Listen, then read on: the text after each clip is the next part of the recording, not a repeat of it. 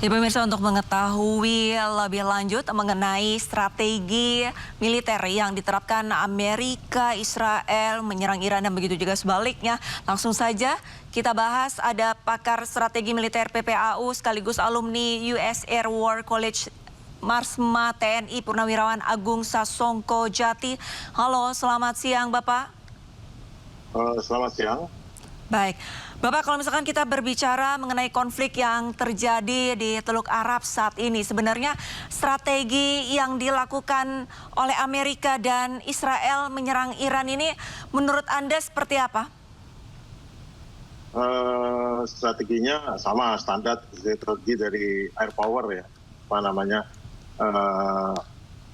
segera mungkin mencapai tujuan objektif daripada serangan. Jadi kan gini, kalau berperang itu kan ada beberapa tujuan. Tujuan utama namanya grand strategi yang jelas, yang disebutkan pemerintah. Satu, presidennya tumbang. Kedua, rakyatnya berontak. Tiga, lumpuh balistik misalnya atau rudal lumpuh. Keempat, tidak ada dukungan untuk proksi-proksinya, itu yang diurutkan. Tapi untuk mencapai tujuan itu kan ada tujuan taktis ya. Tujuan taktisnya pertama adalah hancurkan gedung ini, hancurkan gedung itu, hancurkan pusat komando kendali, hancurkan pertahanan udara, dibunuh pemimpin negaranya, dibunuh pemimpin militernya. Dan kalau saya nilai dengan tujuan itu adalah tentu ada masalah, ada halangan, yaitu ada pertahanan udara yang harus dilumpuhkan dengan dihancurkan radarnya, dihancurkan rudal-rudalnya dengan menggunakan jarak jauh ya, dari kapal induk, Tomahawk, rudal Tomahawk, jelajah jarak jauh, kemudian pesawat stealth menghancurkan bunker, mengirimkan rudal presisi untuk membunuh pemimpin Iran dan segala macam. Kalau saya nilai itu untuk segi taktikal, segi operasionalnya itu sangat bagus. 90% sukses lah, karena mungkin saya bilang 10% ya nggak semua kena ya, atau salah sasaran atau tetap ada. Tapi 90% yang dilakukan sama Amerika dan Israel untuk serangan secara taktikal itu adalah sukses ya. Tapi kesuksesan dari serangan itu belum tentu berakibat keberhasilan pada grand strateginya, tujuan utamanya. Itu yang saya lihat. Okay. Nah, tujuan utamanya apa? Apakah rejimnya tumbang? Apakah rakyatnya berontak? Apakah pemerintahnya macet? Apakah kemampuan menyerangnya hilang? Apakah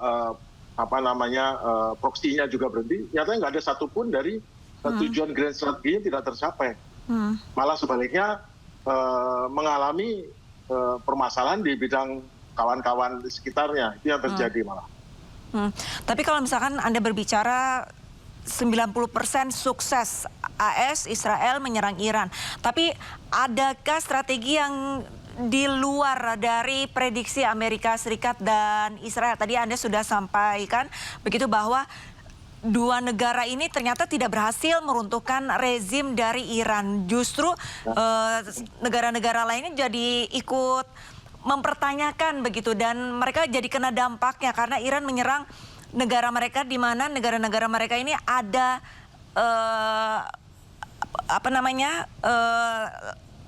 pusat militer dari Amerika Serikat itu sendiri. Bapak, tanggapannya Pak? Saya nggak bisa mengatakan opini, saya hanya mengatakan fakta. Jadi gini, saya berikan cara gampang untuk menilai dua negara sedang bersaing ya. Itu adalah Iran dengan Amerika dan Israel. Masing-masing menggunakan instrumen kekuatan nasionalnya. Namanya, ini pelajaran Amerika, saya sekolah di Amerika, jadi saya menggunakan cara Amerika menilai ya.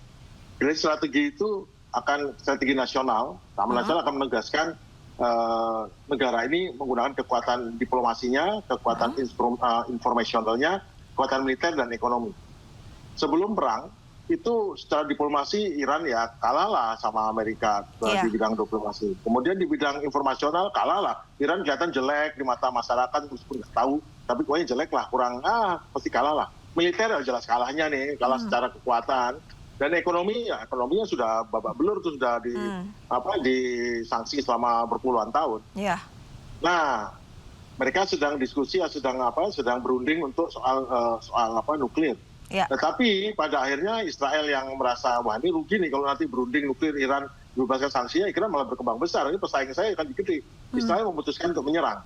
Dan celakanya Amerika ngikutin. Jadi yang punya inisiatif menyerang itu, Amerika memang siap menyerang, tapi niat menyerangnya hanya bagian dari diplomasi, bagian daripada negosiasi. Nyerangnya ya berarti ngomong lagi gitulah. Tidak nyerang seperti ini yang membunuh pimpinan, tidak.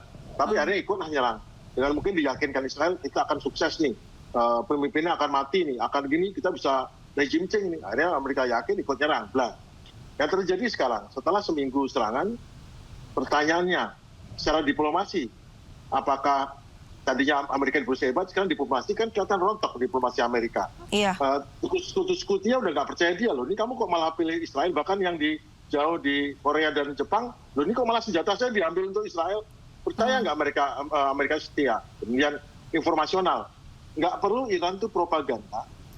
Sudah jelas bahwa betapa hujan dari rudal di Tel Aviv, betapa hampir seluruh pangkalan Amerika, laut, darat, dan udara hancur. Dan yang paling mematikan adalah perintah pengungsian seluruh warga Amerika dari Timur Tengah. Bayangkan, perintah pengungsian Amerika Serikat dari Timur Tengah disuruh mengungsi. Itu tanda apa? Itu nggak perlu propaganda, itu sudah semacam kemenangan yang menurut pendapat orang ya, meskipun itu adalah skornya. Nah sekarang baliknya dengan Iran.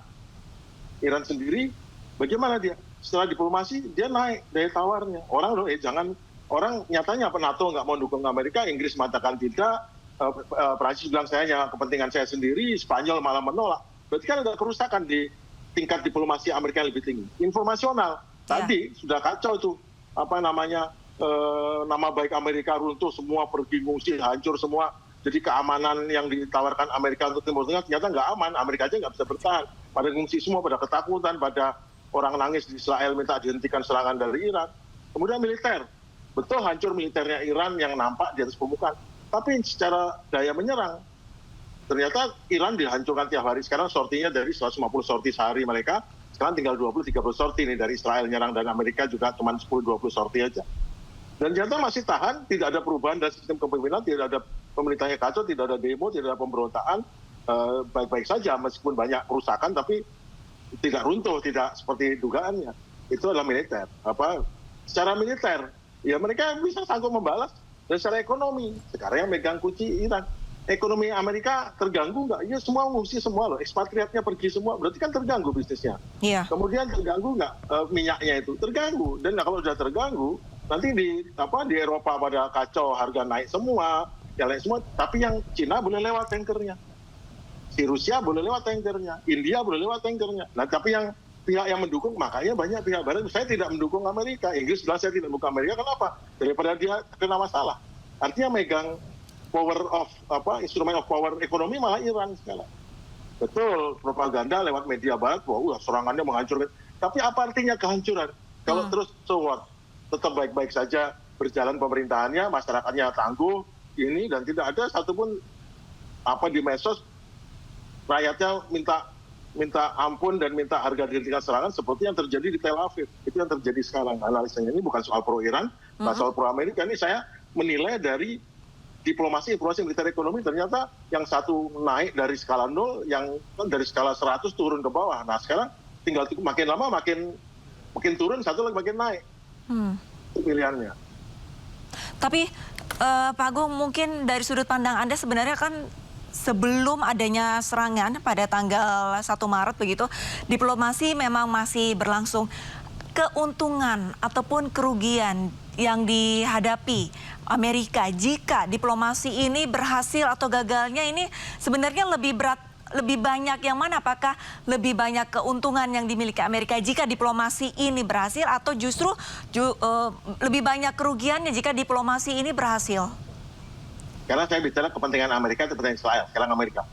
National interest Amerika itu akan terjaga kalau diplomasi berhasil. Kenapa? Dia win besar, Iran win kecil. Iran win kecil kenapa? Dia sudah nggak boleh nuklir, ya. Tetapi dia dapat sanksi dibuka, dia bisa berhubungan normal dengan negara lain. Amerika win besar. Masalahnya Israel dia merasa loss dia kalau sampai Iran dapat win kecil pun dia loss. Kenapa? Karena Iran akan mengembangkan kemampuan di bidang teknologi segala macam, dan Iran kan tidak kehilangan kemampuan mengelola nuklir. Dia setiap saat kalau dia merasa terancam, dan Iran tidak diminta untuk rudal balistik yang tetap mengancam. Jadi Israel lebih takut rudal balistik Iran daripada, nyatanya sekarang kan tiap hari dihujani dengan rudal dan kehabisan stok rudalnya, itu yang terjadi. Jadi sebetulnya kalau diplomasi berlanjut, kalau kepentingan Amerika, maka Amerika win besar, ya Iran win kecil lah. Tapi itu lumayan, bagus. Amerika untung, dia bisa bisnis dengan Iran loh. Iran tuh cukup besar dan dia berbisnis, nah pasti ada untungnya secara ekonomi bagi Amerika. Itu yang terjadi, cuman Israel nggak merasa itu untung. Gitu. Berarti bisa dikatakan Israel merasa terancam jika diplomasi ini berhasil dilaksanakan oleh kedua negara ini, begitu ya Pak Agung ya. Baik, Pak Agung. Ya, betul. Ya, baik. Pak Agung, ini banyak sekali pengamat ataupun analisa yang menyatakan bahwa untuk perang tahun ini akan jauh lebih panjang dibandingkan Juni 2025. Jika, Pak Agung, jika perang ini berkelanjutan, akankah ketiga negara ini mampu untuk melanjutkan saling memberikan serangan rudal? Nah, maunya Israel dan Amerika sama-sama air power itu doktrinnya sama. Saya juga belajar doktrin mereka. Terus terang saya berpikir menurut mereka. Jadi saya sangat Amerika untuk menilai ini. Jadi kita cepat quick. Jadi kita itu gini ya, dalam serangan udara itu menggunakan effect based operation atau operasi berbasis dampak. Kalau saya ngebom suatu sasaran, hancur dia radarnya atau hanggarnya nggak bisa dipakai. Tapi pada saat yang sama hanggar itu tiba-tiba ada serombongan anak-anak kecil masuk ke hanggar, saya tetap bom juga dan mati. Itu malah dampaknya sebaliknya. Karena apa? Karena di dunia sekarang ada senjata yang lebih ampuh dari senjata kinetik, namanya senjata informasi. Anda tahu, kita ngomong di media sosial segala macam, kadang-kadang kebohongan, ketidakbenaran kalau itu berulang-ulang itu menjadi fakta. Betul. Tidak ada sesuatu pun menjadi fakta. Tetapi yang fakta beneran kalau tidak diolah dengan baik menjadi kebohongan. Ya. Nah, sekarang yang terjadi sekarang adalah yang dilakukan di dalam perang ini adalah dua perang, perang kinetik dan non kinetik.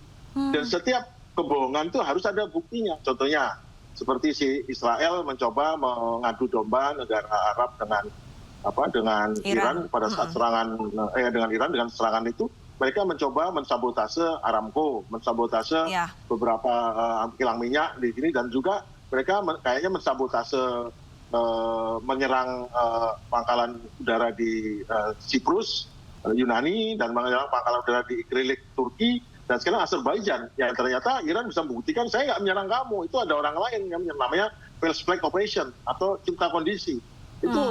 Itu jalan itu. Jadi sesungguhnya Iran nggak pernah nyerang, tapi dibilang nyerang. Nah, tapi di sisi lain Iran juga melaksanakan hal seperti itu. Contohnya sekarang.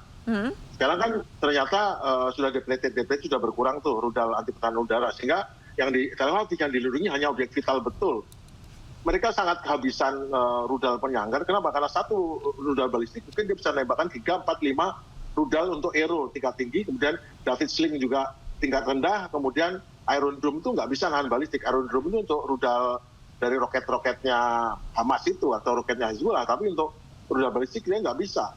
Dan itu setiap kali datang rudal balistik itu dibarengi dengan serangan drone dan rudal balistik hypersonic yang mengakibatkan sekarang sudah hampir habis. Nah keputusan Trump, jadi 3 hari sudah perang tuh pimpinan daripada Angkatan Senjata Amerika ngadep sama Presiden Trump. Presiden ini kita akan diteruskan akan bermasalah dengan stok kita. Malah dia malah bilang itu kita ambil stok dari Korsel dan dari Jepang. Bayangkan Korsel dan Jepang bersiap menghadapi konflik Laut Cina Selatan ya, konflik menghadapi Cina. Diambil begitunya, gimana perasaannya Jepang, gimana perasaannya Korea Selatan? Nggak usah perasaan lah. Rasionalnya apa? Berarti kan mereka tidak penting dibanding bahkan itu jauh ya di Pasifik. Sekarang di Teluk itu kan pada mengaktifkan rudal Patriot dan rudal-rudal pertahanan udara. Sekarang mereka depleted mau habis. Ya tanya sama Amerika nih, tolong saya ditambah dong amunisinya. Amerika jawab, oh maaf kita nggak bisa nambah, kita akan alokasikan di Israel. Coba betapa banyak. Artinya apa? Apakah secara diplomasi Amerika menjadi lebih bagus? Kelihatannya enggak. Apakah Iran? Ya mungkin Iran dan Cina dan Rusia menjadi lebih untung nih malah. Kan tujuannya serangan Israel dan Amerika membuat kedudukan lebih baik, malah sekarang kedudukannya apa lebih baik? Tidak. Mereka sedang bingung gimana exit strateginya. Kalau perang berlanjut, belum tentu dia menang. Kalaupun menang pun dia bayarnya mahal sekali. Tapi kalau tidak berlanjut, gimana save face, menyelamatkan muka? Itu sekarang masalahnya. Tapi kalau udah niat, kalau Trump niat mau menyelesaikan, ini berhenti perangnya, pasti ada cara untuk menyelamatkan muka, ada lah, bisa diatur lah. Saya kira cincai-cincai Iran juga mau lah, asal ada komitmen nih. Mereka nggak percaya, tapi kamu kasih saya apa, kita bereskan. Nah, cuman Israelnya ini yang memang Netanyahu sejak 40 tahun yang lalu sudah memang mempromosikan untuk serangan regime change di mana. Jadi memang impian seumur hidup dia untuk serangan ini. Namun serangan ini hanya berhasil secara skala taktikal, operasional, tetapi secara grand strategi nilainya nol, tidak tercapai satupun. Regime change, rakyat berontak, rudalnya berhenti, nyerang, kemudian proksinya nggak bisa apa-apa, kan tidak tercapai. Tambahnya Iran sendiri dapat bonus gratis, Amerika rontok dia naik citranya, naik segalanya, negaranya hebat. Itu kan itu jelas menunjukkan Trump itu tidak mengikuti grand strategi Amerika. Saya yakin Amerika punya grand strategi, tapi Trump menggunakan pendapat dia sendiri sehingga akhirnya menjadi seperti ini. Baik, tapi Pak Agung, kalau misalkan tadi Anda sudah sampaikan begitu untuk posisi ataupun kedudukan dari Amerika Serikat ini sendiri bisa dikatakan jadinya tidak menguntungkan begitu. Tapi kalau dilihat banyak sekali pergejolakan di dalam negeri sendiri, begitu ya. Banyak panglima-panglima ataupun pimpinan tentara di Amerika ini yang menolak untuk menyerang Iran. Nah, ini bagaimana ini tanggapan Anda? Karena sebagai seorang pemimpin negara, otomatis arahan dari seorang presiden itu harus dijalani secara mutlak oleh panglima-panglima tentaranya. Tapi ini justru ada yang bergejolak dan bahkan ada yang menolak. Nah, ini bagaimana menurut Anda? Saya sekolah 2 kali di sana, namanya Air Command Staff College dan Air War College. Dua-duanya sekolah air power, sekolah perang udara paling hebat di dunia menurut saya. Bukan karena saya di sana, tapi memang menurut saya paling hebat di dunia. Memang menjadikan Amerika seperti. Jadi hasil dari angkatan udara paling hebat di dunia menghasilkan sekolah yang hebat. Mereka mengajarkan kami untuk berpikir dengan smart, taktis untuk ini. Tapi yang paling penting Amerika itu bagusnya, ya hebatnya. Saya kelihatan pro Amerika ya. Amerika itu bagusnya, hebatnya itu membuat siswanya itu critical thinking, berpikir kritis. Pun harus kritis sama diri sendiri. Kalau kita nggak kritis diri sendiri, gimana kita menang perang? Pertama, kita harus kenali lawan kita. Kita kenali lawan kita itu sebenarnya kita harus kenal betul, baru kita bisa mengalahkan dia. Apa kita kalah dengan kita bunuh dia, atau kita kalahkan dengan dia kita rayu dia, atau kita kalahkan dengan kita bujuk dia, atau kita sogok dia. Apapun senjatanya, kinetik, non kinetik, yang penting dia manut kita. Ya kita kasih dia menang sedikit, kita menang banyak. Karena memang senjata militer itu adalah kelanjutan dari politik untuk negosiasi, bukan untuk bunuh, menghancurkan seperti anak-anak SD itu, tapi untuk negosiasi. Nah sekarang di sini berpikir kritis ini sudah membuat sampai level beberapa mungkin pimpinan tentara di sana sudah sampai tahap ini. Kenapa? Bagaimana sejarah mencatat mereka pada saat presidennya melakukan hal-hal yang tidak sesuai kepentingan Amerika, terus mereka diam saja. Dia nggak mau tertulis di sejarah bahwa dia waktu itu siapa kepala stafnya, siapa kepala staf angkatan darat. Akhirnya mereka kan sejarah akan mencatat mereka ada orang-orang yang tidak mau bilang. Mereka ingin tercatat di sejarah bagi orang yang pernah bilang pada presidennya Bapak melaksanakan tidak benar.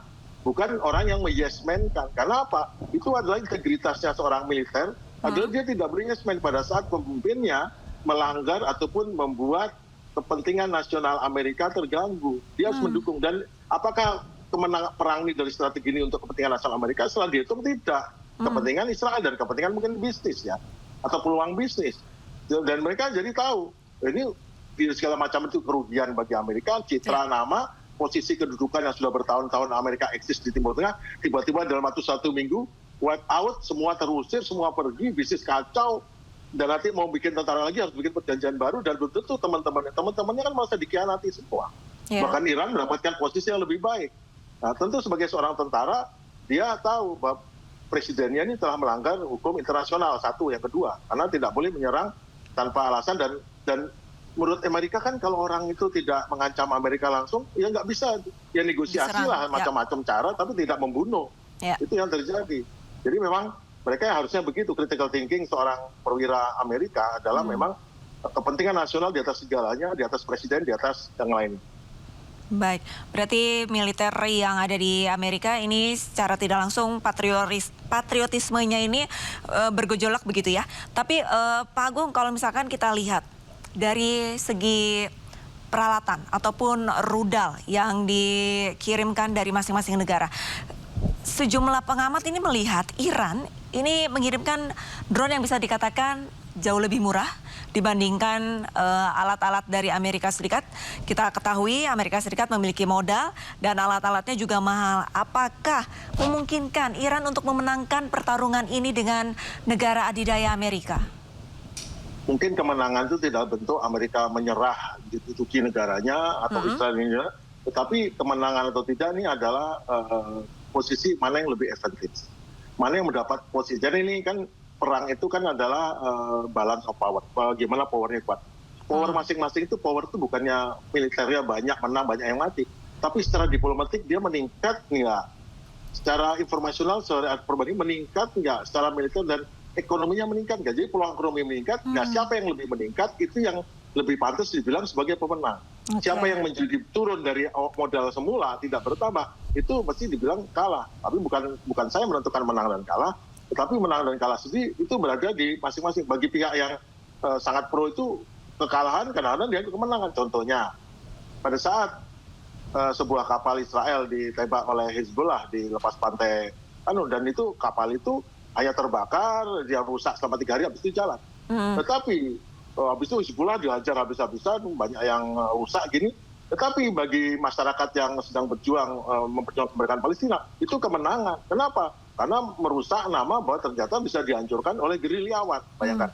Jadi kadang-kadang kekalahan atau kehancuran fisik belum tentu merupakan kekalahan secara diplomasi, kekalahan secara informasional.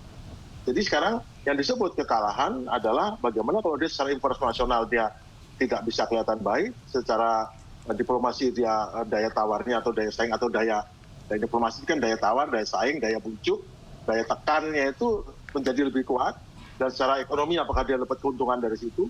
Nah itu yang cara ngukurnya seperti itu, tidak bisa orang, tapi sekarang aja nggak usah lah. Kalau Mbak sebagai orang ngelihat contohnya kalau ada negara di Asia sedang bertengkar, tiba-tiba ada menyuruh seluruh warga negaranya pergi dari tempat itu. Apa yang kira-kira dibayangkan itu?